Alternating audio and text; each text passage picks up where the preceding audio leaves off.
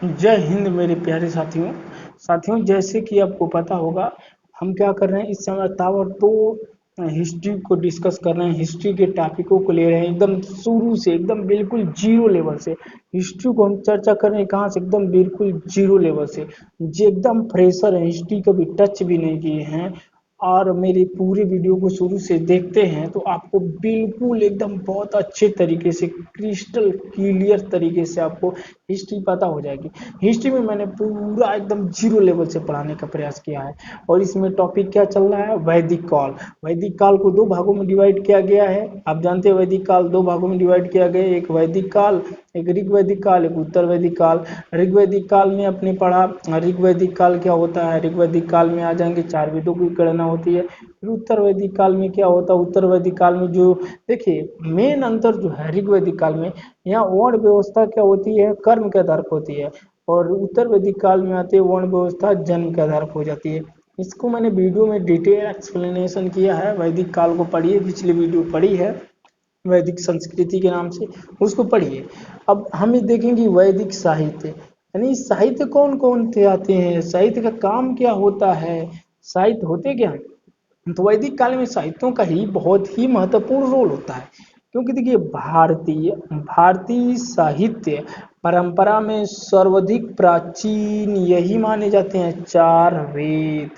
चार वेद कौन कौन से हैं, तो इस चार वेदों के बारे में आप बचपन में कहीं ना कहीं, अगर आप कंपटीशन से जुड़े हैं, कंपटीशन की तैयारी कर रहे हैं, तो आप कहीं ना कहीं चार वेदों का नाम सुना होगा, भारतीय धर्म पुराणों का नाम सुना होगा। जिसमें ऋग्वेद सबसे प्राचीन वेद है, जहाँ से गायत्री मंत्र भी लिया गया है। तो ऋग्वेद है, यजुर्वेद है, सामवेद है, अथर्ववेद है। इन चारों वेदों की रचना किसने की थी, इन चारों वेदों की रचना तो स्वयं देवताओं ने की थी। देवता क्या हुए, देवता आए और ऋषि मुनियों को बता के चले गए, यानी खुद देवताओं ने ही चार वेदों की गणना की, चार वेदों की रचना की थी। यानी मान लीजिए एक ऋषि हैं, इस ऋषि को देवताओं ने ही आकर के चार वेदों के बारे में बताया होगा। मान लीजिए बारी बारी से आया होगा, एक ही बार नहीं आकर बता दिए होंगे। पहले ऋग्वेद की रचना हुई, फिर यजुर्वेद की, फिर सामवेद की, फिर अथर्ववेद की गणना हुई होगी। तो देवता आए, मतलब ऋषि मुनियों को बताए होंगे। तो ऋग्वेद की रचना हुई, फिर यजुर्वेद, फिर सामवेद, ऐसे कालांतर में इनकी रचना होती गई। सबसे पहले सबसे प्राचीन वेद क्या है, ऋग्वेद है, उसके बाद यजुर्वेद है, उसके बाद सामवेद है, उसके बाद अथर्ववेद है। तो यानी देवताओं ने इन चार वेदों की रचना करी, खुद आकर ऋषि मुनियों को बताएं ये क्या होता है। फिर ऋषि मुनियों ने, गुरु और शिष्य वाली परंपरा चलती होगी। मान लीजिए गुरु है और ये शिष्य है, तो ये क्या होंगे, वेद का उसमें लिखने का कोई साधन था नहीं, लकड़ी सकड़ी थी, लकड़ी पर लिखेंगे तो कितना लिख पाएंगे बताइए। इतना बड़ा मतलब इतना बड़े नॉलेज जो देवता ने बताए होंगे, तो उसको कैसे मतलब लकड़ी के पन्नों पर लिखे होंगे तो खराब भी हो जाएंगी। पत्थरों पर लिखेंगे तो कितना लिख पाएंगे पत्थरों पर। तो ये क्या करते थे, यानी लिपि का, हम जानते हैं जो वैदिक काल में अभी लिपि का विकास भी नहीं हुआ था। तो ये मतलब आर्य लिखना भी नहीं जानते थे, तो कैसे लिख पाएंगे। लिपि का विकास सिंधु घाटी सभ्यता में हालांकि लिपि का विकास हुआ था, लेकिन वो अभी तक हम पढ़ भी नहीं पाए हैं। तो कैसे हम वेद लिख लेंगे जब उस लिपि को हम पढ़ ही नहीं पा रहे थे। तो ये तो सिंधु घाटी सभ्यता की बात है, वो लिपि का विकास हुआ था। लेकिन जब आर्य आते हैं ना, वैदिक काल में लिपि का विकास ही नहीं था। माने देवताएं इन्हें सुनाए होंगे गुरु को, मतलब आचार्यों को, जो ऋषि मुनि होंगे, ऋषि मुनि अपने शिष्यों को सुनाए होंगे। ये शिष्य क्या होंगे, ये गुरु बन गए होंगे।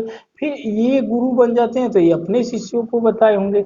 यही गुरु और शिष्य वाली परंपरा से होता हुआ हमारा जो वेद पुराण है, जो चारों वेद हैं, इन्हीं गुरु और शिष्य परंपरा को धारण करते हुए कई पीढ़ियों तक चलती रही। उसके बाद आकर के इन्हें जब लिखने लिपि का विकास हो गया, तो इसे लिपिबद्ध कर लिया गया। इसे क्या किया, लिपिबद्ध कर लिया गया। यानी पहले तो सुनी सुनाई बातें थी, यहाँ फिर ऋग्वेद की बातें इससे, ये गुरु थे शिष्य को सुनाए, फिर ये गुरु बने शिष्य तो अपने शिष्य को सुनाए। ये चलती चलती आई होगी, फिर क्या हुई होगी, फिर आकर के इसे जब लिपि का विकास हुआ तो लिपिबद्ध किया हो गया होगा, ठीक है ना। तो चार वेदों कोई लिखित, अब देखेंगे ऋग्वेद किसने रचना की, इसमें 10 मंडल हैं। तो ऋग्वेद की रचना किसने की? तो ये देवताओं ने की थी, देवताओं ने ही ऋषियों को बताएंगे। आगे गुरु और शिष्य परंपरा को धारण करते हुए आगे होंगे, लिपि का विकास होगा, लिपिबद्ध किया हो गया होगा। हाँ, वेद व्यास ने इसका क्या किया, इसका संकलन करता है ऋग्वेद का।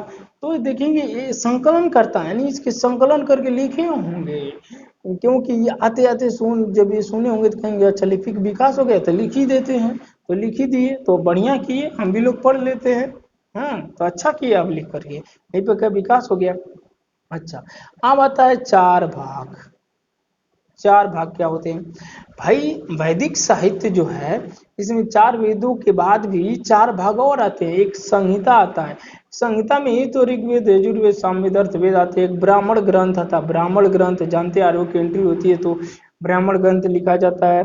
और अरण्यक, अरण्यक आरण्यक वंश होता है, आरण्यक, आरण्यक होता है, फिर उपनिषद होता है। आरण्यक क्या होता है इसके बारे में डिटेल एक्सप्लेनेशन करेंगे, पहले अभी ये देखिए। अब आते हैं ऋग्वेद पे। ऋग्वेद को डिटेल एक्सप्लेनेशन के थ्रू देखने का प्रयास किया जाएगा। ऋग्वेद होता क्या है, पहले हम ऋग्वेद के बारे में पूरा डिटेल से देखेंगे। ऋग्वेद है क्या? ऋग्वेद, ये ऋग्वेद है भैया। तो ऋग्वेद देखिए, ऋग्वेद में क्या होता है, ऋग्वेद में 36 बार आर्य शब्द का उल्लेख मिलता है। ऋग्वेद में 36 बार क्या मिलता है? आर्य शब्द का उल्लेख मिलता है, ठीक ना।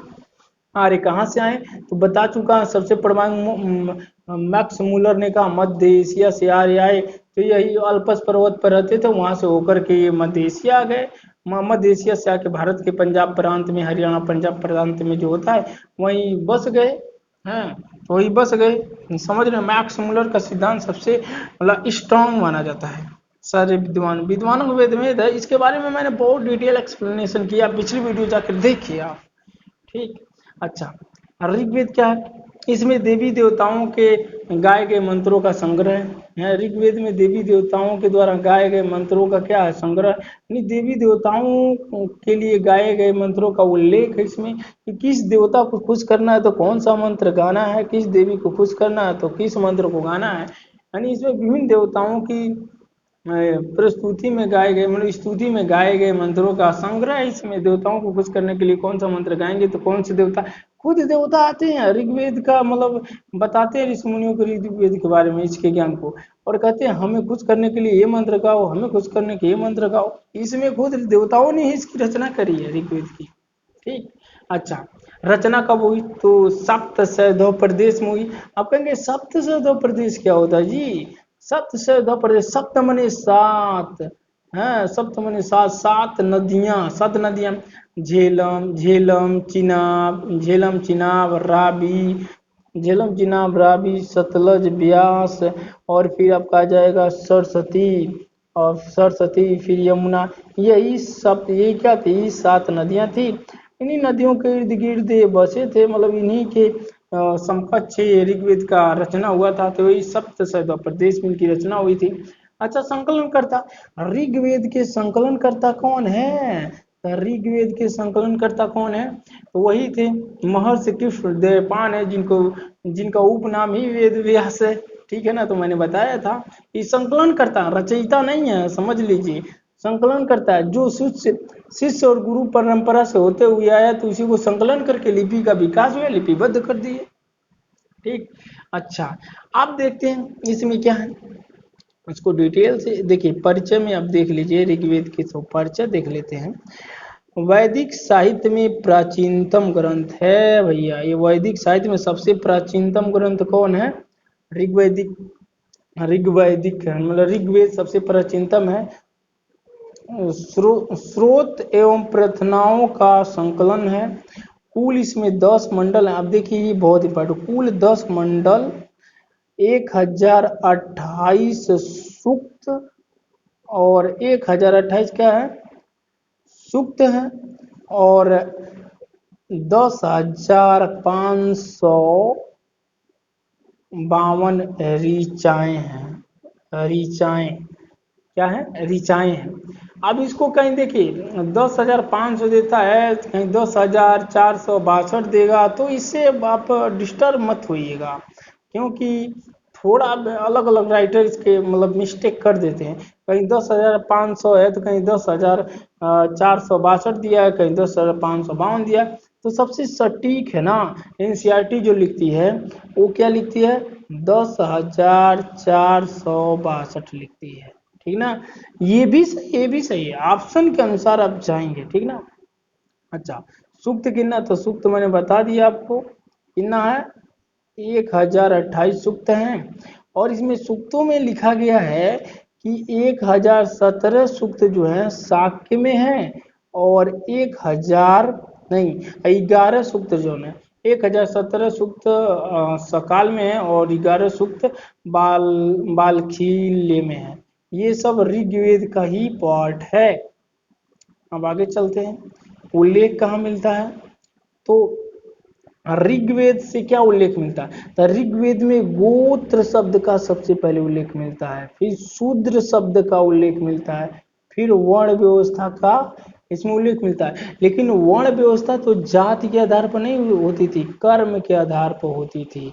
और यही जब उत्तर वैदिक आता था तो उसमें क्या हो जाती थी, वर्ण व्यवस्था जाति के आधार पर हो जाती थी। लेकिन इसमें क्या है, कर्म के आधार पर वर्ण व्यवस्था सर्वप्रथम उल्लिखित है, ऋग्वेद में सर्वप्रथम क्या उल्लिखित है। अच्छा, गायत्री मंत्र ऋग्वेद से लिया गया है। गायत्री मंत्र क्या है, ओम भूर्भुवस्सुवः तस्य वितुर्वरेण्यं भर्गो देवस्य धीमहि धियो यो नः प्रचोदयात्। ये क्या है, ये गायत्री मंत्र है।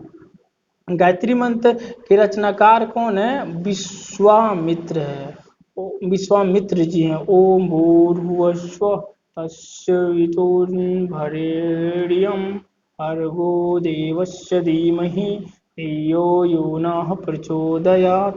ये गायत्री मंत्र का है। ये गायत्री मंत्र के रचयिता कौन है, तो विश्वामित्र जी हैं। विश्वामित्र का नाम रामायण में सुने होंगे आप, वही विश्वामित्र थे। रामायण का काल यही था, रामायण इसी में समय हुआ होगा। उसके बाद उत्तर वैदिक काल में देखेंगे 950 ईसा पूर्व में महाभारत का जिक्र मिलता है, प्रमाण मिलता है।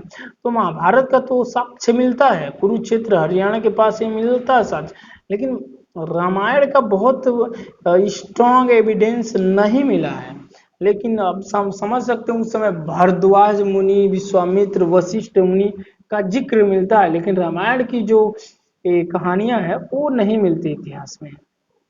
अच्छा, लोहे का कोई उल्लेख नहीं है। अब देखो ऋग्वैदिक वेद में ना, ऋग्वेद में लोहे का कोई उल्लेख नहीं है। यानी ये माना जाता था इसमें लोहे के ज्ञान का अभाव था, यानी ऋग्वैदिक काल में लोहे के ज्ञान का अभाव था। लेकिन उत्तर वैदिक काल आते आते लोहे का विकास हो जाएगा, ठीक है। उसी उसी तब युद्ध पूरा घमासान होने लगेगा, लोहे का खोज हो जाएगा। अच्छा, नदी नदी नदी सूक्त में 11 नदियों का वर्णन है, यानी ऋग्वेद में 11 नदियों का क्या है, वर्णन है। नदी सूक्त में 11 का वर्णन है, ये ऋग्वेद में ही 11 नदियों का वर्णन होगा, 21 नदियों का वर्णन है। यानी क्या है, नदी सूक्त इसमें होगा। ऋग्वेद में नदी सूक्त है, नदी सूक्त में 11 नदी 21 नदी, सॉरी 11 बार बार आ रहा है, 21 नदियों का क्या है, वर्णन है। अच्छा, अब आ जाते हैं नवा मंडल। देखिए ऋग्वेद में जो 2 से लेकर के 7 जो है यही प्राचीनतम है। 2 से 7 तक जो मंडल है यही प्राचीनतम मंडल है। बाकी एक हो गया, फिर 8 हो गया, 9 हो गया, 10 हो गया, ये नवीनतम है, ये बाद में जोड़े गए, ठीक ना।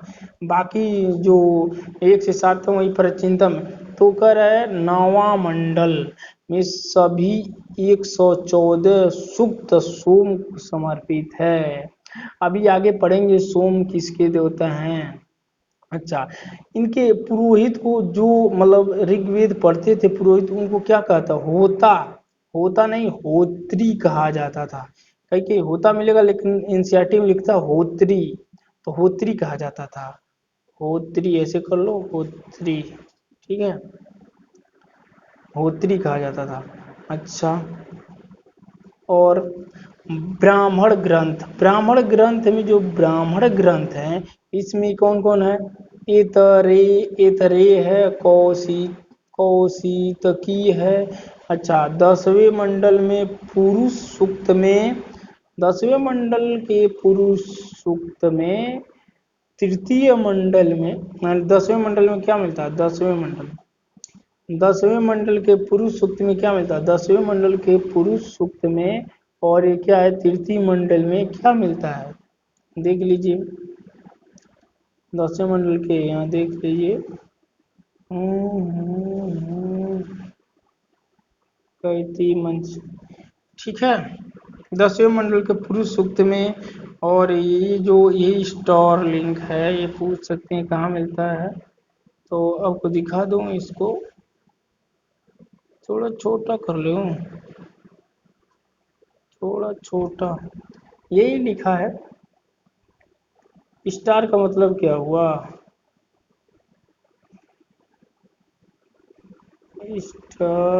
स्टार ये गायत्री मंत्र का 10वें मंडल में उल्लेख मिलता है। देखिए ये जो गायत्री मंत्र ना, गायत्री मंत्र का 10वें मंडल में उल्लेख मिलता है। गायत्री मंत्र का 10वें मंडल में क्या मिलता है? उल्लेख मिलता है। और समझ गए ना, 10वें मंडल में इसका उल्लेख मिलता है गायत्री मंत्र का है। और तृतीय मंडल में क्या मिलता है? तो तृतीय मंडल में डबल स्टार। देखिए तृतीय मंडल में क्या मिलता है? तृतीय मंडल में जो है शूद्र शब्द का जो सिंगल स्टार, 10वें मंडल में शूद्र शब्द का उल्लेख मिलता है। 10वें मंडल में क्या मिलता है? 10वें मंडल में 10वें मंडल में शूद्र शब्द का उल्लेख मिलता है। 10वें मंडल के पुरुष सूक्त में शूद्र शब्द का उल्लेख मिलता है। और तीसरे मंडल में क्या मिलता है? गायत्री मंत्र का उल्लेख मिलता है। क्योंकि ये नवीनतम था तो इसमें क्या मिलता है? शूद्र शब्द का वर्णन मिलेगा, जो नवीनतम बाद में जोड़े गए। लेकिन जो देवताओं ने कहे होंगे जो तृतीय मंडल में जोड़े गए हैं वो प्राचीनतम है, तो उसमें क्या मिला था? तो उसमें मिला था गायत्री मंत्र का उल्लेख मिला था। ठीक है, अब आगे देखेंगे। अब आगे हम आ जाएंगे, आगे अब कहाँ आएंगे? अब आगे आ जाते हैं हम यजुर्वेद। यजुर्वेद को पढ़ेंगे नहीं, सामवेद को पढ़ेंगे। अब हम पढ़ेंगे सामवेद। सामवेद, सामवेद क्या होता है? तो देखिए सामवेद जो होता है वो भारतीय संस्कृति का, भारतीय संगीत का क्या होता है? यही जनक होता है। भारतीय संस्कृति का यही क्या होता है? जनक होता है। सामवेद को भारतीय संस्कृति का जनक कहा जाता है। सामवेद का मतलब होता है गान। सामवेद का, देखिए साम का अर्थ ही होता है संगीत या गान। साम का अर्थ ही होता है क्या? संगीत या गान होता है। अच्छा, यज्ञों के अवसर पर गाए जाने वाले मंत्रों का संग्रह है। यानी जब यज्ञ होगा, जब यज्ञ होता होगा, जब यज्ञ होता होगा तो उसमें उसी समय जो मंत्र गाए जाते थे उन्हीं मंत्रों का इसमें जिक्र है। सामवेद में मंत्रों को गाने वाले पुरोहित को उद्गाता कहते थे। इंपॉर्टेंट एग्जाम में डायरेक्टली पूछ लेता है। ऋग्वेद का होत्री और मंत्रों को गाने वाला जो होता है सामवेद में उद्गाता कहलाता था। अच्छा, इसमें कुल जो होते थे 1875 ऋचाएँ हैं। प्रमुख शाखा कौथुमी है और प्रमुख शाखा कौथमी है, हराणायनी है, जैमिनी है। और ब्राह्मण ग्रंथ जो है तांडव या पंचवीस है। तांडव या क्या है? पंचवीस है। अब ये क्या होता है इसी के बारे में, सामवेद के बारे में और जानकारियाँ क्या क्या है सामवेद के बारे में? तो देखिए सामवेद जो है उसमें जितने 7 स्वर की बात कही गई संगीत में ना, सारे गामा पा रे नी धी, जो सारे गामा की जो सारे गामा हो है, इससे जानकारी 7 स्वरों की प्राप्त होती है। सामवेद से ही प्राप्त होती है। 7 स्वर जो सारे गामा है इनकी जानकारी यहीं से प्राप्त होती है। इसलिए इसे भारतीय संगीत का जनक कहा जाता है सामवेद को। अच्छा, सामवेद में और क्या है? तो देखिए, गंधर्व वेद सामवेद का उपवेद है। अब पूछ देगा सामवेद का उपवेद, तो गंधर्व वेद है। गंधर्व वेद क्या है? सामवेद का उपवेद क्या है? गंधर्व है। अच्छा, आप कहेंगे ऋग्वैदिक काल, मान लीजिए ऋग्वैदिक काल है, ये ऋग्वैदिक काल पढ़ रहे थे ना, ये ऋग्वैदिक काल, देखिए इतना इसको, ये ऋग्वैदिक काल है, ये ऋग्वेद है। तो ऋग्वेद के समय ईरान में क्या होता था, ईरान में एक वेद था, मतलब इसके समकालीन ऋग्वेद के बहुत सारी समानताएं उससे मिलती है। उसका नाम है अवेस्ता है। अवेस्ता भी ईरानी भाषा का प्राचीनतम ग्रंथ है। बहुत सारी सिमिलर चीजें जो ऋग्वेद में मिलती है वही अवेस्ता में मिलती है। इस दोनों एक समकालीन थे, एक ही समय के ग्रंथ लिखे गए थे। ठीक, अब आ जाते हैं अपनी कहानी पर। अब आ जाते हैं सामवेद पर। तो सामवेद सात स्वरों का उदय जो हुआ था सामवेद से ही, मतलब इस हुआ था, इसलिए भारतीय संगीत का इसके जनक कहा जाता है। इसका उपवेद क्या है? गंधर्व वेद है। उसका उपवेद क्या है? गंधर्व वेद है। बहुत अच्छी बात है। अच्छा, अच्छा, अब देखेंगे इसको, इसके पढ़ने वाले को क्या कहेंगे?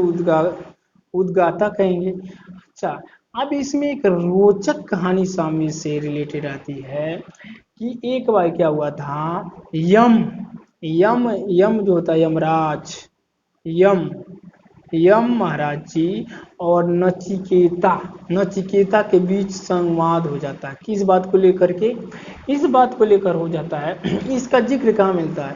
मंडूकोपनिषद, कठोपनिषद में मिलता है। कठोपनिषद में मिलता है क्या कि नचिकेता और यमराज के बीच प्रश्न उत्तर, मतलब वाद विवाद हो जाता है। किसको लेकर? मृत्यु को लेकर वाद विवाद हो जाता है, जिससे नचिकेता ने यमराज से कई क्वेश्चन, मतलब 3 क्वेश्चन पूछ पढ़ते हैं, 3 क्वेश्चन पूछ पढ़ते हैं। यानी यमराज, नचिकेता ने यमराज से एक क्वेश्चन पूछता है, यमराज कहता है ठीक है पूछो, बताने के लिए तैयार है। तो नचिकेता क्या क्वेश्चन पूछता है, ये किसमें है? कठोपनिषद में। तो नचिकेता पूछता है कि मरने के बाद क्या होता है? यमराज सुना क्वेश्चन, अच्छा मरने के बाद क्या होता है? फिर मरने, मतलब क्या क्या क्वेश्चन पूछे नचिकेता ने यमराज से? मरने के बाद क्या होता है? मरने के बाद जीवन है या नहीं? क्या मृत्यु अंतिम सत्य है? क्या मृत्यु से बचा जा सकता है? इस तीसरे प्रश्न को उस बालक के मुख से सुन यमराज असमंजस में पड़ जाता है। लेकिन नचिकेता का दृढ़ संकल्प देखकर, नचिकेता के दृढ़ निश्चय को देख करके उन्होंने उत्तर दिया, जो इस जगत के सभी चराचर के लिए उत्तम ज्ञान हो सकता है, उससे उत्तम ज्ञान इस पूरे ब्रह्मांड में नहीं मिल सकता। जो यमराज ने नचिकेता को ज्ञान दिया, उपदेश दिया, उत्तर दिया, आंसर दिया, उसे पूरे मानव जात को सुनना चाहिए। उन्होंने क्या दिया? ज्ञान क्या देते हैं? मतलब यमराज जी नचिकेता को ज्ञान देते हैं कि प्रत्येक पेड़ पौधे पशु पक्षी मनुष्य में आत्मा तत्व है, आत्मा परमात्मा का अंश है। मनुष्य जैसा कर्म करता है, मतलब मनुष्य जैसा कर्म करेगा इस पृथ्वी पर, मनुष्य जैसा कर्म करता है उसके अनुसार फल प्राप्त करता है। यानी कर्म में विश्वास रखो, कर्म के अनुसार आगे की यात्रा में विकास करता है।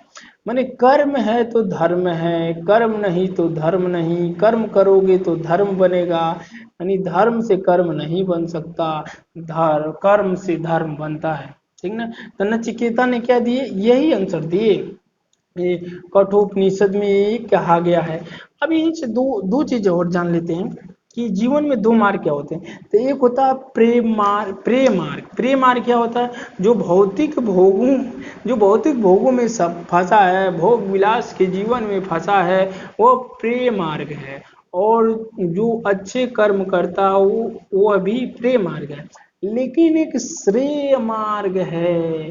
श्री मार्ग सबसे अच्छा मार्ग बताया गया, जो माता पिता व गुरु की आज्ञा का पालन करता है, ज्ञान अर्जन में लगा रहता है, भगवान का भजन करता है, वह श्रेय मार्ग है।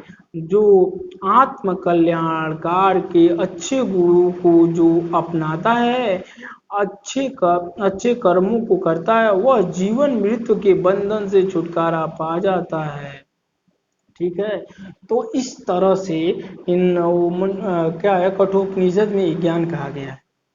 अच्छा, अब आते हैं कहाँ पर, हमने तो ये देख लिया। अब आते हैं, एक वेद पढ़ा है, हमने पढ़ लिया ऋग्वेद, सामवेद, अब ये आता है यजुर्वेद। यजुर्वेद क्या करता है? यजुर्वेद आ गए हम यजुर्वेद को पढ़ने। यजुर्वेद, हाँ हाँ, यजुर्वेद पढ़ेंगे ना, तो अथर्ववेद कहाँ आ जाएगा? हमें यजुर्वेद पढ़ना है, यजुर्वेद पढ़ना है। यजुर्वेद, यजुर्वेद क्या होता है? ये तीसरा वेद होता है। हमने पहला ऋग्वेद पढ़ा, दूसरा सामवेद पढ़ा, तीसरा होता है यजुर्वेद। कभी क्रम लगाने का आ जाए तो लगा देना, पहले ऋग्वेद फिर सामवेद फिर यजुर्वेद। यजुर्वेद क्या होता है? यजुर्वेद यानी यजु का अर्थ होता है यज्ञ, यजु का, इस यजु का अर्थ होगा यज्ञ, ठीक ना। इसमें यज्ञ के बारे में एकदम धुआंधार तरीके से चर्चा किया जाएगा। है, ये यज्ञ कैसा होता है, इसी के मतलब इर्द गिर्द पूरा घूमेगा। तो इसमें यज्ञ कैसे होता है इसमें बारे में बताया गया है। यजु का मतलब होता है यज्ञ। अच्छा, इसमें क्या हो गया, ये यजुर्वेद जो है गद और पद दोनों में लिखा गया है। ये क्या है, गद और, देखिए यजुर्वेद गद और पद दोनों में लिखा गया है। अच्छा, इसका परिचय में देख रहे हैं तो सूत्र एवं कर्म कांडों का वर्णन है, सूत्र और कर्म कांडों का वर्णन है।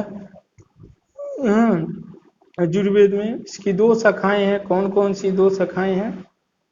इसकी दो शाखाएं कौन कौन सी है? तो इसकी दो शाखाएं हैं, एक से देखिए इसकी दो शाखाएं हैं, कृष्ण यजुर यानी गद और पद दोनों में, कृष्ण यजुर्वेद क्या है, गद और पद दोनों में, लेकिन शुक्ल यजुर्वेद जो है वो केवल पद में है। कभी पूछ सकता है, इसकी दो शाखाएं हैं यजुर्वेद की, तो कृष्ण यजुर्वेद जो है गद और पद दोनों में है, लेकिन शुक्ल यजुर्वेद केवल पद में है, ठीक है। अच्छा, अंतिम भाग क्या है? अंतिम भाग ईशोपनिषद है, ईशोपनिषद इसका अंतिम भाग है। अच्छा, अंतिम भाग इसका मतलब क्या होता है? आध्यात्मिक चिंतन से संबंध रखता है ईशोपनिषद, आध्यात्मिक चिंतन से संबंध रखता है। ब्राह्मण ग्रंथ क्या है? शतपथ है और तैतीय है, वो ऋग्वेद में देखे थे और सामवेद में देखे थे।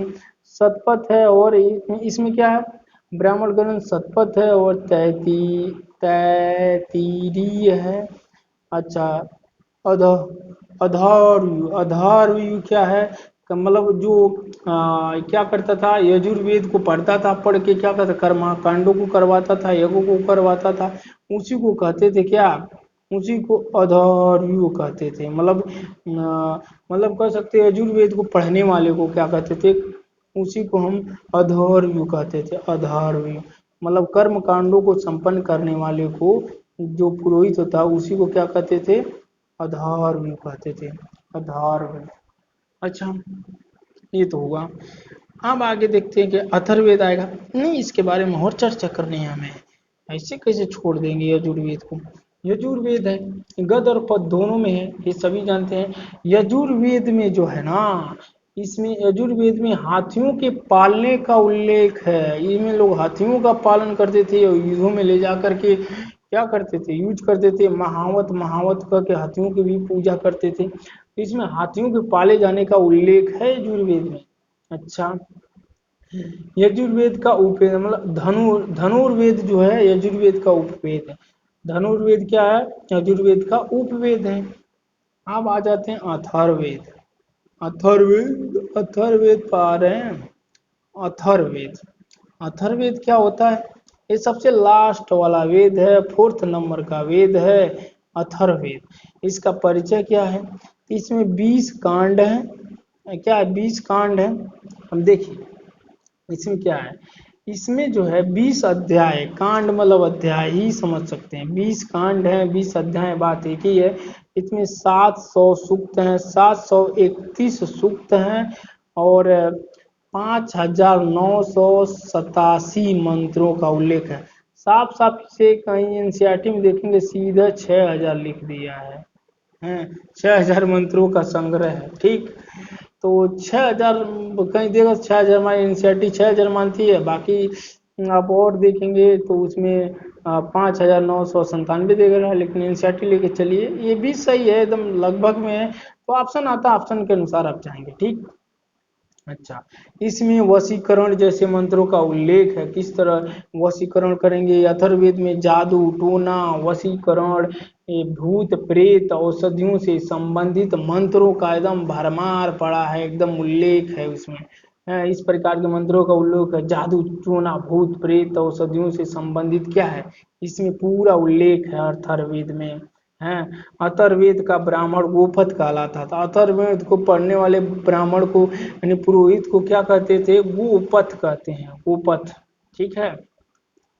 तो ये रहा ये अथर्ववेद में। अभी यहाँ देखिए इसको, इसमें क्या है, मतलब 6,000 के लगभग में 5,987 मंत्रों का उल्लेख है, लगभग 6,000 मान सकते हैं। और इसमें 1,200 मंत्र ऋग्वेद से लिए गए हैं। 5,987 में से 1,200 1,200 मंत्र सीधा ऋग्वेद से जंप कर लिए हैं, ऋग्वेद से सीधा लाभ उठा पटक दिए हैं अथर्ववेद में, यानी सब कॉपी कर ली इसमें हैं। अच्छा, ये ब्रह्म क्योंकि देवताओं ने ही लिखा था, तो उसमें देवता बताए होंगे, तो उसमें बहुत सारे चीजें इसमें आ गई होगी, अच्छे गुण कहीं से भी ले लेना चाहिए। अच्छा, ब्रह्मा, ब्रह्मा क्या है, ब्रह्मा, ब्रह्मा अथर्ववेद के मंत्रों का उच्चारण करने वाला पुरोहित को ब्रह्मा कहेंगे। अथर्ववेद के मंत्रों को उच्चारण करने वाले को ब्रह्मा कहेंगे। अच्छा, अथर्ववेद को दो शाखाओं में बांट दिया जाएगा। इसकी दो शाखाएं हैं, एक पीपल्लाद, पीपल्लाद और सौनक, सौनक है। उल्लेख क्या मिलता है इसमें, उल्लेख दो राज्यों को जानते हैं, सबसे 16 महाजनपदों में मगध सबसे विशाल विकराल रूप में था। मगध है अंग का, यानी अथर्ववेद में मगध का जिक्र मिलता है, अंग का जिक्र मिलता है। दूरस्थ प्रदेश, ये क्या है, दूरस्थ प्रदेश है, दूरस्थ प्रदेश है। सभा और समतिया प्रजापति की जो पुत्रियां बताई गई है, इसका उल्लेख अथर्ववेद मिलता है। यानी सभा और समितियां प्रजापति की दो पुत्रियां हैं, साफ सब पूछ सकता। सभा और समितियां प्रजापति की दो पुत्रियां किस वेद में कहा गया, तो किस वेद में मिलता है, तो ये अथर्ववेद में मिलता है। अच्छा, ब्राह्मण आ जाएंगे, ब्राह्मण ग्रंथ, ब्राह्मण ग्रंथ में ब्राह्मण को मतलब क्या कहेंगे, गोपथ, गोपथ होंगे, एकमात्र ब्राह्मण ग्रंथ है, ठीक है। तो अब आगे बढ़ते हैं। अब देखिए इसमें और चीजें क्या हो सकती है अथर्ववेद में, अथर्ववेद से रिलेटेड और चीजें बताओ सर, अथर्ववेद में और क्या क्या चीजें होती है। तो अथर्ववेद में बताया ना, जादू टूना भूत प्रेत और औषधियों से निर्मित मंत्रों का उल्लेख है, मतलब इसमें इसी के मंत्रों का खूब भरमार पड़ा है, इसमें खूब भरा है इसका इस बारे में। अच्छा, इसमें अथर्ववेद में कुरु और परीक्षित का उल्लेख है। अथर्ववेद में राजा कुरु और परीक्षित का उल्लेख है। परीक्षित राजा बहुत ही इंपॉर्टेंट है, जानते होंगे, आगे इनके बारे में पढ़ेंगे भी है। ये राजा परीक्षित को क्या बोला जाता है, मृत्यु लोक का देवता बोला जाता था, इनकी इतना महानता थी। अथर्ववेद में मगध और अंग में रोगों को फैलने का जिक्र है। अथर्ववेद में ये कहा गया है कि मगध और अंग में रोग फैल रहे थे ना, महामारी आई हुई थी उस समय। और इसमें अथर्ववेद में ही प्राचीन नगर काशी का भी उल्लेख मिलता है, अथर्ववेद में ही काशी का उल्लेख मिलता है, जान गए, ठीक है। तो अब चलते हैं, मतलब ये अथर्ववेद के मंत्रों को उच्चारण करने वाले पुरोहित को क्या कहते थे, तो अथर्ववेद के मंत्रों को जो उच्चारण करते थे उसे ब्रह्म कहते थे, ब्रह्म, ब्रह्मा कह सकते हैं, ब्रह्म। अच्छा, ठीक है, अब पढ़ते हैं आगे। अब चलते हैं आगे, आगे क्या है, अब शतपथ ब्राह्मण, एकदम धुआंधार तरीके से, टाइम ज़्यादा ले रहा है। शतपथ ब्राह्मण, शतपथ ब्राह्मण के आप परिचय देखेंगे। शुक्ल यजुर्वेद, शुक्ल यजुर्वेद और ब्राह्मण ग्रंथ है, इसका इसमें उल्लेख है। शतपथ ब्राह्मण में शुक्ल यजुर और ब्राह्मण ग्रंथ उल्लेख है। और अच्छा, परिचय में देखेंगे तो ये क्या है, शुक्ल यजुर्वेद और ब्राह्मण ग्रंथ है। उल्लेख क्या क्या चीज मिलता है, हाँ? जो शतपथ ब्राह्मण, उसमें उल्लेख क्या क्या मिलता है, तो उसमें उल्लेख मिलेगा पुनर्जन्म का सिद्धांतों का उल्लेख मिलेगा, जल प्लावन कथा का उल्लेख मिलेगा, पुरूरवा और उर्वशी आख्यान मिलेगा, और इसमें उल्लेख दिया है। और इसमें पुरुष मेघ यज्ञ का जिक्र मिलेगा। पत्नी यानी पति की अर्धांगिनी होगी, इसका उल्लेख मिलता है। कुरु और पंचाल का उल्लेख मिलता है। कुरु और पंचाल ये क्या है? ये वैदिक सभ्यता के सर्वश्रेष्ठ प्रतिनिधि होते थे, कुरु और पंचाल। अच्छा, और क्या है, अब इसमें देखेंगे राजसूय यज्ञ के बारे में इसका उल्लेख है। इसमें एक किसमें उल्लेख है? इसमें शतपथ ब्राह्मण में इन चीजों का उल्लेख है। आपने देख लिया। आप देखेंगे दशराज युद्ध, 10 राजाओं का युद्ध, दशराज युद्ध का जिक्र देखेंगे। ऋग्वेद के 7वें मंडल 2 से 7 प्राचीनतम है, यानी 2 से लेकर के 7 जो मंडल प्राचीनतम है। इसी में ऋग्वेद में 7वें मंडल में क्या मिलता है? दशराज युद्ध का उल्लेख मिलता है। यानी दशराज युद्ध 10 राजाओं के बीच लड़ा गया युद्ध था। उसी समय हो ना, वो वही युद्ध तो नहीं ना महाभारत था? नहीं, महाभारत तो बाद में हुआ। और वो युद्ध नहीं रामायण था। तो रामायण तो इधर इधर कहाँ, वो तो मान लीजिए रामायण लड़ गया, रावण से श्रीलंका में लड़ गया, उधर कोई साक्ष्य नहीं अभी तक, मतलब उतना ठोस प्रमाण इतिहास में मिलता है। लेकिन हालांकि राम सेतु तो मिली है ना, जो नासा वाले भी बहुत चक्के रह गए पता लगा करके। तो ये हो सकता है लिखित प्रमाण न हो, मिल न पाया हो, तो उसका मतलब इतिहास में बहुत कम जिक्र मिलता है रामायण का। ये महाभारत का जिक्र है। तो ये यहाँ तो उस समय देखिए, इस समय ऋग्वैदिक काल है, तो इस समय अभी रामायण की एंट्री न, रामायण की एंट्री तो लगभग उसका टाइम पीरियड बताया जाता है नहीं महाभारत का 950 ईसा पूर्व। तो ये बहुत पहले की बात है जो 10 राज युद्ध हुआ। 10 राज युद्ध 10 राजाओं के बीच युद्ध है। ऋग्वेद के 7वें मंडल में इसका उल्लेख है। प्रत्येक पक्ष में आर्य एवं अनार्य की भागीदारी पुरुषणी यानी रावी नदी के तट पर लड़ा गया, यही 10 राज युद्ध था। भरतों के राजा सुदास यही जीता था। भरतों के राजा सुदास की विजय हुई थी। त्रिशु राजवंश बनाम 10 राजाओं का संघ, ये सब मिलकर 10 राजाओं का संघ बना लिए। अब क्या हुआ? पंच जन और पंच लघु जनजातियों अलीन पख्त और भलानस शिव और विषाणीन के राजा इसमें शामिल थे। सुदास क्या है?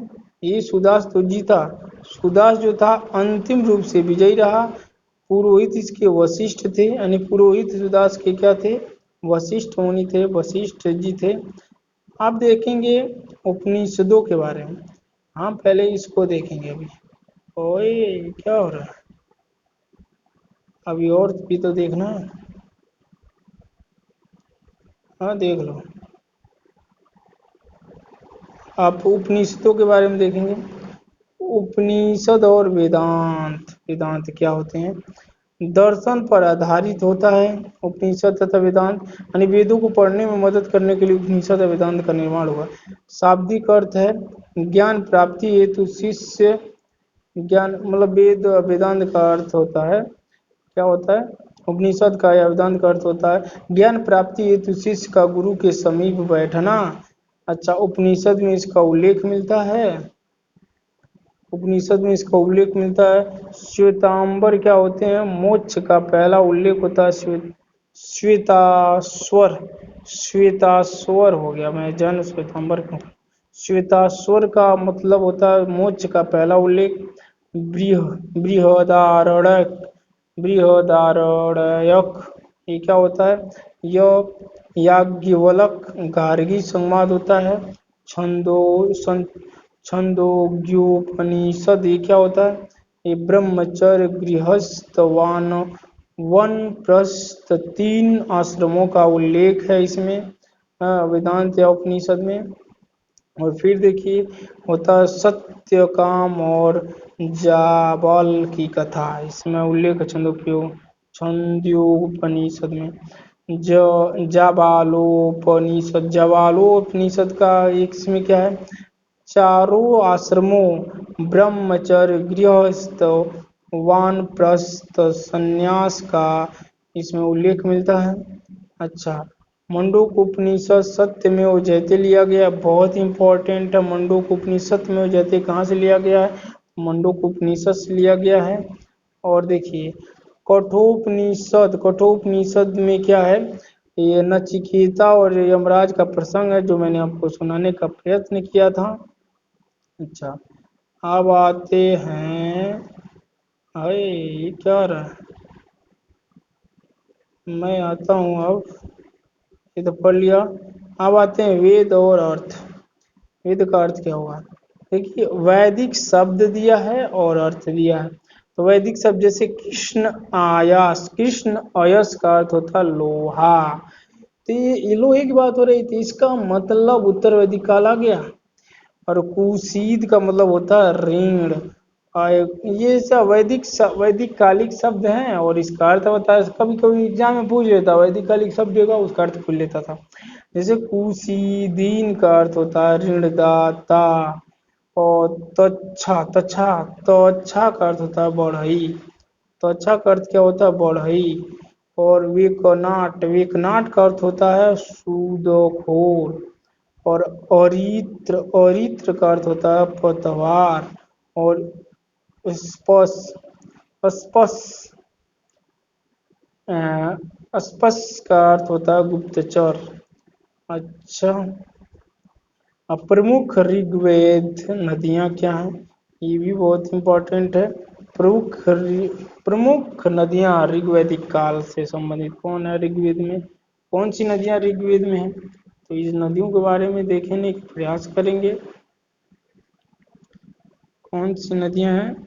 तो ये देखिए सरस्वती, गंगा यमुना ब्रह्मपुत्र कृष्णा कावेरी जाके मिल गई वे सागर में हुई सब एक हैं, हिंद देश के निवासी सभी जन एक हैं, रंग रूप वेश भाषा चाहे अनेक हैं, प्यारे प्यारे फूल गुथी माला में एक हैं, हिंद देश के निवासी सभी जन एक हैं, कोयल की कूक प्यारी पपीहे की टेर प्यारी राग मकर एक है, हिंद देश के निवासी सभी जन एक हैं, रंग रूप वेश भाषा चाहे अनेक हैं। ठीक है, तो चलिए देखते हैं। ये सरस्वती है। तो ऋग्वेद में सरस्वती को सबसे पवित्र नदी मानी गई है। ऋग्वेद को क्या क्या है? ऋग्वेद में सरस्वती को सबसे पवित्र नदी मानी गई है। और इसका 36 बार नहीं, इसका नहीं 36 बार, 36 बार आर्यों का मतलब आर्यों शब्द आर्यों का प्रयोग हुआ है। अच्छा, तो सबसे पवित्र नदी सरस्वती को बताया गया है। अच्छा, और अन्य नाम क्या है सरस्वती का? अन्य मतलब अन्य नाम भी तो है। अन्य नाम है, अन्य नाम क्या है? अच्छा, चलोगे नहीं? अन्य नाम है नदी तमा, नदी तमा, देवी तमा, ता माते तमा, माते तमा, यानी नदी तमा, देवी तमा, माथे तमा, ये सब सरस्वती का ही नाम है। सिंधु, सिंधु नदी का जिक्र है। ऋग्वेद में सर्वाधिक बार उल्लेखित नदी ऋग्वेद ही है। ऋग्वेद में सर्वाधिक बार उल्लेखित नदी ऋग्वेद। अन्य नाम सिंधु नदी का अन्य नाम क्या है?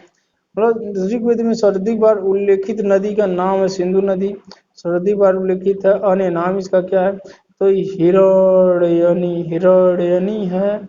इसका अर्थ होता है कि आर्थिक महत्व के कारण दिया गया नाम हरण्यनी है। अच्छा, और क्या है?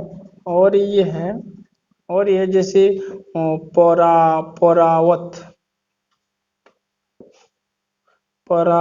परावत, परावत इसका मतलब अन्य नाम है। जैसे नहीं थे परावत, जैसे सिंधु नदी में गिरने का स्थान परावत यानी अरब, वही अरब सागर। सिंधु नदी कहाँ गिरती? परावत में। इसका क्या प्राचीन नाम है? अब नाम क्या होगा? अरब सागर में सिंधु नदी जहाँ गिरती थी उसी का प्राचीन नाम था परावत, अब हो गया अरब सागर। ठीक है, अब महत्वपूर्ण तथ्यों को देख लेते हैं। तो वेदांत और महत्वपूर्ण तथ्य में क्या आ जाएंगे? महत्वपूर्ण तथ्य में क्या आएंगे? देखिए, जैसे उस समय ग्रामीणी को क्या कहते थे, ग्राम का मुखिया होता था। अच्छा, विस्पति को क्या कहते थे उस समय, विस का प्रमुख होता था। विस का प्रमुख ये क्या होता था, एक नगर होता है विस। उपाध्याय का मतलब क्या होता है, तो उपाध्याय का मतलब होता था उस समय जीविकोपार्जन हेतु वेद पढ़ाने वाला अध्यापक को उपाध्याय कहा जाता था। यानी जीविका मतलब उसका एक क्या था, एक रोजगार था, वेदों को पढ़ाता था। जिस समय इस समय टीचर पढ़ाते थे उनका एक रोजगार होता था टीचिंग, उसी समय उपाध्याय का एक पद हुआ करता था जो उनके जीविकोपार्जन का साधन था। वो वेदों को क्या करते थे, पढ़ाते थे। अच्छा, सभा क्या होती थी, सभा कुलीन तथा वृद्धों की संस्था होती थी। एक सभा बैठती थी, आपस में खूब जम के कचहरी करते थे। यानी सभा में क्या होता था, कुलीन तथा वृद्धों की एक संस्था थी जिसमें समस्याओं पर चर्चा किया जाता था। अच्छा, समितियां क्या होती थी, सर्वसाधारण की संख्या जो होती थी वो समितियां कहलाती थी। अच्छा जी, अब क्या था, ग्रामीण क्या है, आर्यों का मूल संस्कृति ग्रामीण। यानी आर्य देखो, सिंधु घाटी सभ्यता वही नगरीय थी, लेकिन आर्य जब मध्य एशिया से आते हैं अपना वहाँ सब कुछ छोड़ करके, अल्पस पर्वत के पास जब मध्य एशिया से जब भारत में आते हैं, यानी पंजाब और हरियाणा के आसपास बसते हैं, तो ये गाँव में बसते हैं, इनकी ग्रामीण सभ्यता थी। लेकिन हमारे सिंधु घाटी सभ्यता की नगरी थी, पक्की ईंटों की उनकी घरें बनी है।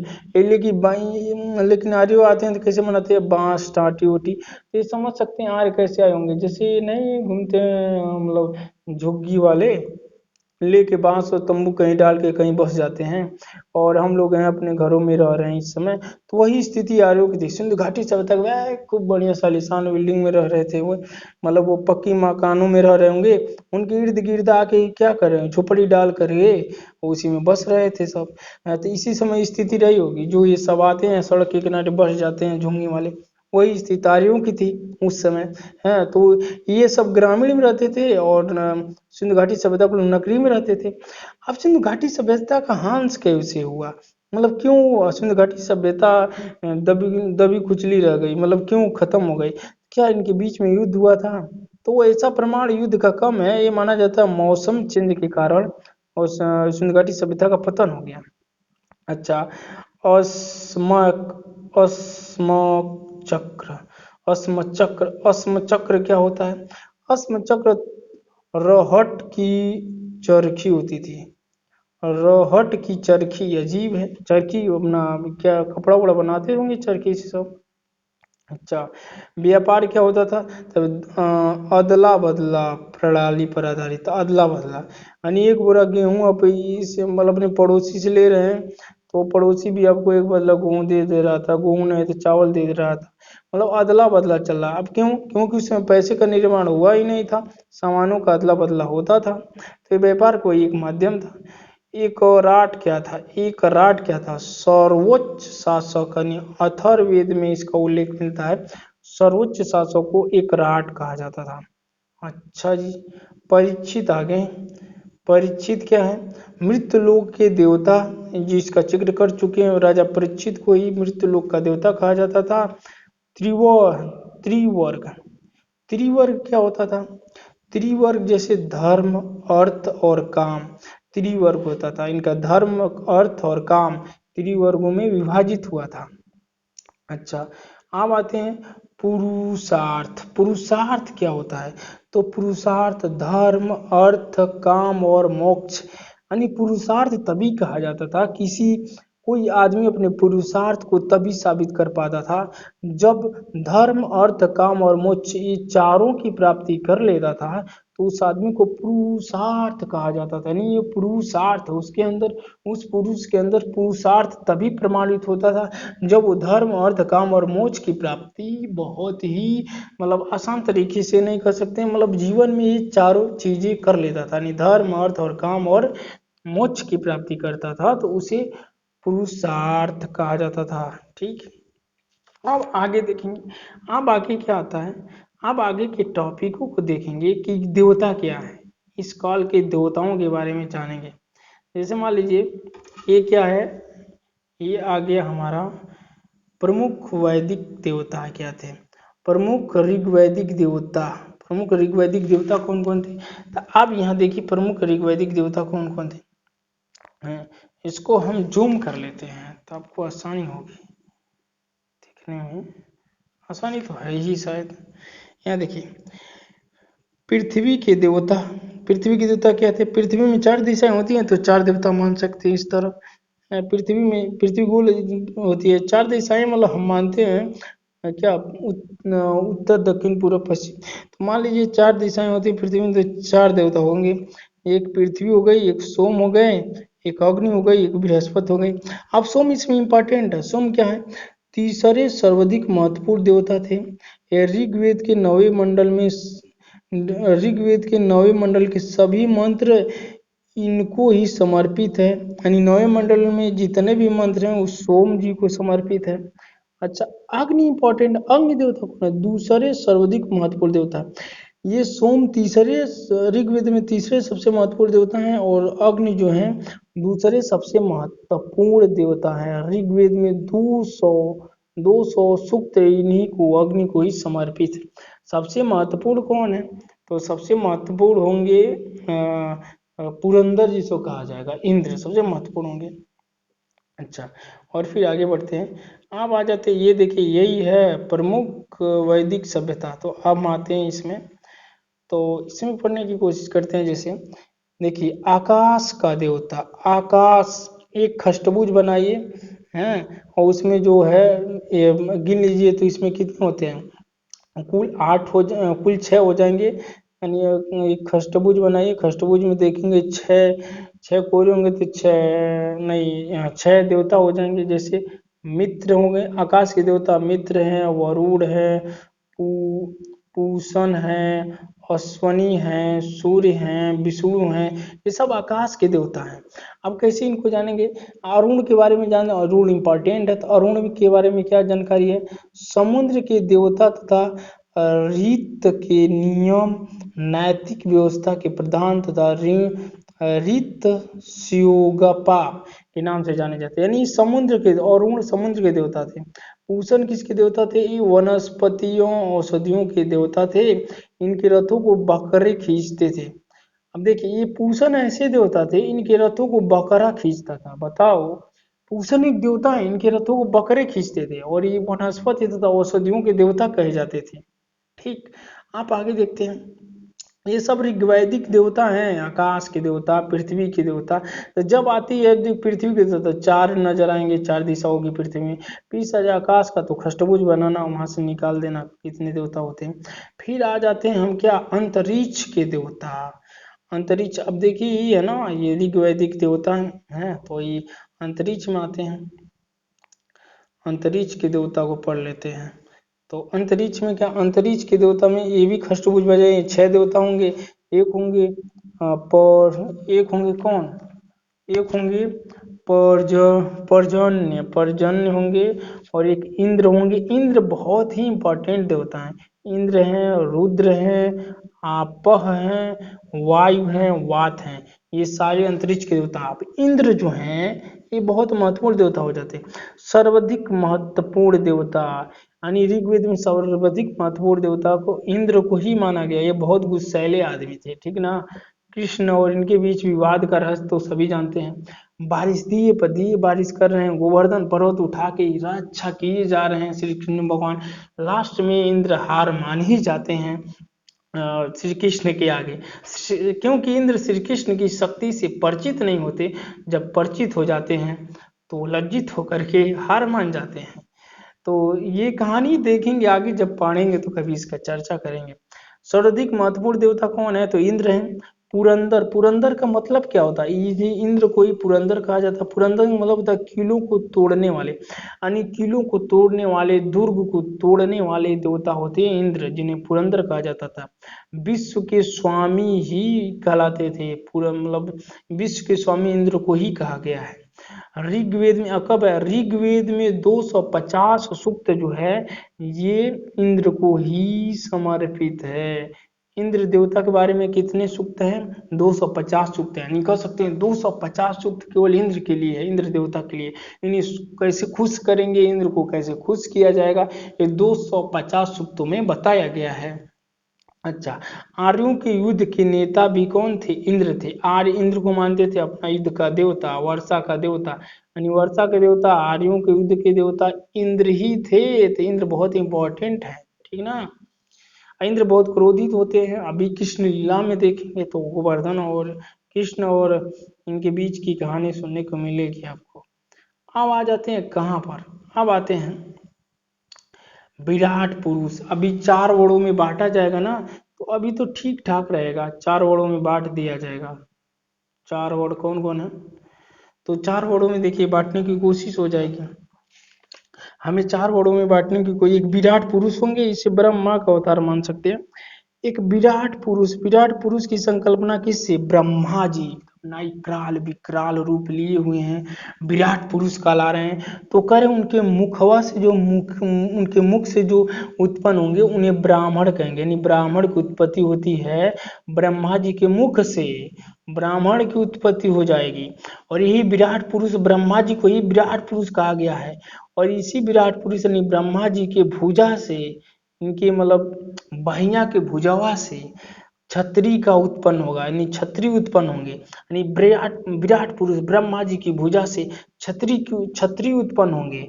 और देखिए इनकी जांग से जो होगा ना, वो वैश्य की उत्पत्ति होगी। जो व्यापार करते हैं, व्यापार करेंगे।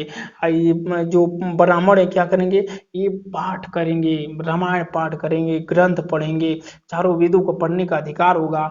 और क्षत्रिय जो होंगे लड़ाई करेंगे, युद्धों में अपना गौरव गाथा दिखाएंगे।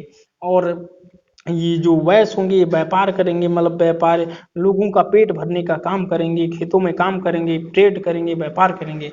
और होता है जो विराट पुरुष के पैरवा से निकला है ना, जो पैर से निकला उसे जो शूद्र कहेंगे, शूद्र की उत्पत्ति। इन्हें कहा गया ये तीनों लोग नहीं, यानी ब्राह्मण क्षत्रिय वैश्य तीनों लोगों को सेवा के लिए बने। लेकिन ये ऐसा नहीं था, ये ऋग वैदिक काल में तो ये जात के आधार पर था। एक ही घर में पंडित क्षत्रिय वैश्य शूद्र सभी होते थे, जैसा कर्म करते थे उसी अनुसार बांट दिया जाता था। जैसा कर्म करते थे वैसा इनका वर्ण व्यवस्था बांटा गया था।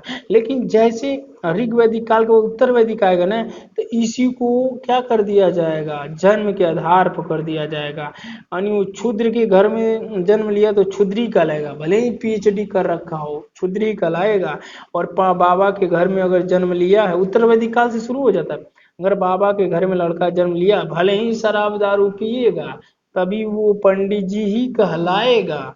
और मान लीजिए क्षत्रिय के घर में कोई जन्म ले लिया, भले ही वो क्या है, भले ही वो पढ़ने में एकदम विद्वान है, पीएचडी कर रखा है, लेकिन कभी भी वो लड़ाई में ही जाएगा, क्षत्रिय कहलाएगा। ठीक है ना। कोई भी मतलब इस तरह देखेंगे कि कर्म के आधार जो हमारे कर्म के आधार पर उसे जन्म के आधार पर बनाते ही समाज में बहुत सारी बुराइयां आ जाएंगी।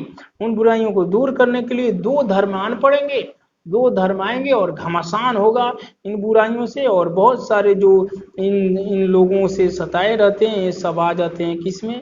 ये सारे आ जाएंगे बौद्ध धर्म जैन धर्म के पार्ट बनते जाएंगे। तो आगे ये चीज पढ़ेंगे। उसके बाद होता है पंचजन। पंचजन क्या होता है?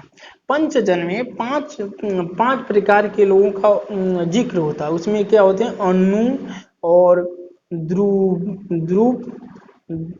द्रुम्भा, द्रुम्भा नहीं है, द्रुम्हा,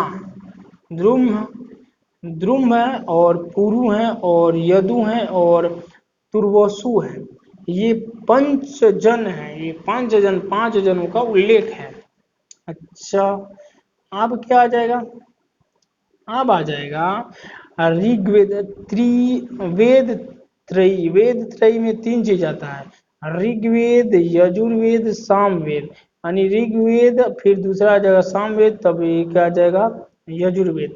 अच्छा, संहिता, संहिता 4 वेदों की होगी, तो इसमें आ जाएगा ऋग्वेद यजुर्वेद सामवेद अर्थवेद, यानी अथर्ववेद आ जाएगा। ठीक, अब आते हैं इसमें आ जाते हैं वेदांग। वेदांग क्या होता है? वेदांग यानी इसी को उपनिषद भी कहेंगे। तो वेदांग में क्या चीज मतलब उल्लेखित है? तो वेदांग को 6 पार्ट में बांटा गया है। इसके 6 भाग हैं। इसमें शिक्षा, कल्प, व्याकरण और निरुक्ति और छंद और ज्योतिष के बारे में बताया गया है। अच्छा, अब आते हैं हम ऋग्वैदिक कालीन नदियों के बारे में। ऋग्वैदिक कालीन नदियों के बारे में देखेंगे। जैसे ऋग्वैदिक कालीन नदियां कौन है, इनका आधुनिक नाम क्या है। यानी ऋग्वैदिक काल में नदी किस नाम से थी, इस समय किस नाम से है। जैसे अस्किनी, ये कभी कभी कंपटीशन एग्जाम में डायरेक्टली पूछ लेता है। अस्किनी का नाम पर, अस्किनी जो प्राचीनतम है उसका आधुनिक नाम क्या है। तो इसी चिनाब नदी को क्या कहते हैं, अस्किनी कहते हैं, जो जम्मू में है।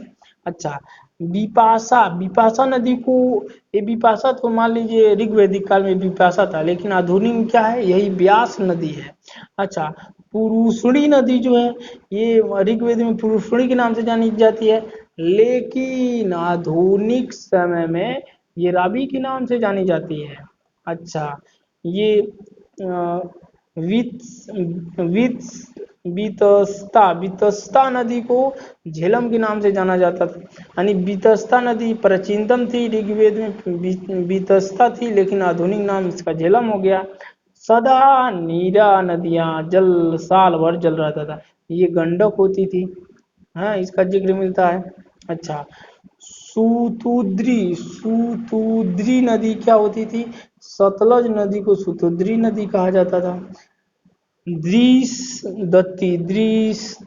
दृश्यवती ये घग्घर को कहा जाता था। ठीक है, तो इस तरह हम देखेंगे कि हमारा वैदिक संस्कृति का पार्ट खत्म हो जाए, यानी वैदिक काल खत्म हो जाता है। यहाँ पर हम क्या कर देते हैं, वैदिक काल को खत्म कर देते हैं, इंड हो गया वैदिक काल। अब पढ़ेंगे क्या, आप देखेंगे जो वैदिक काल आया, वैदिक काल में ऋग्वैदिक काल आया, फिर उत्तर वैदिक काल आया। उत्तर वैदिक काल में जब जो मतलब वर्ण व्यवस्था जन्म के आधार पर हो जाएंगी, तो बुराइयां आ जाएंगी समाज में। उन बुराइयों को दूर करने के लिए सामने 2 धर्म आएंगे। बौद्ध जैन धर्म पहले आएगा, जैन धर्म, और फिर बौद्ध धर्म आएगा।